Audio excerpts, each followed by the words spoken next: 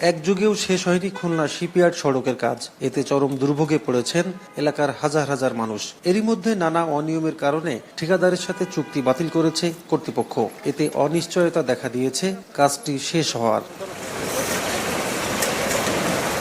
2013 সালে খুলনার রূপসা ট্রাফিক মোড় থেকে খানজাহান আলী সেতু পর্যন্ত খুলনা শিপইয়ার্ড সড়ক প্রশস্তকরণ ও উন্নয়ন প্রকল্পটি পাশ হয় একনেকে। তবে ভূমি অধিগ্রহণ সহ নানা জটিলতা কাটিয়ে সড়কটির নির্মাণ কাজ শুরু হতেই পেরিয়ে যায় 9 বছর। 155 কোটি টাকা ব্যয় ধরে 2022 সালের অক্টোবরে 4 কিলোমিটার সড়কটির নির্মাণ শুরু হয়। তবে ঠিকাদারের কাজের ধীর গতির কারণে প্রায় চলাচল অযোগ্য হয়ে পড়েছে সড়কটি। গাড়িগুড়ি চলা অবস্থা খুবই খারাপ। স্কুল কলেজের ছাত্রছাত্রীরা কাদা দিনের ভিতরে 13 বার মারতে আছে।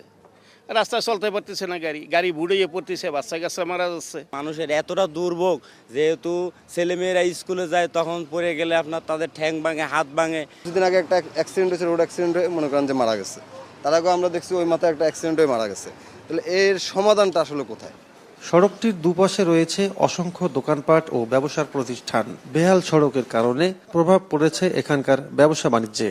রাস্তার কারণে বেচাকেনা অনেকটা কমে গেছে, সে আগের মতো নাই। বেচাকেনা ওই হয়ে গেছে, গাড়ি ঘোড়া আসে না। অনেক কোম্পানি মনে করেন যে এরা রাস্তায় ভাঙাচুরার কারণে ঢুকতে চায় না। যেহেতু লোকজন এই ভাঙার ভিতরে আসতে চায় না, অন্য অন্য জায়গায় চলে যাচ্ছে বেচাকেনা করতে, যেখানে সহজ হয়।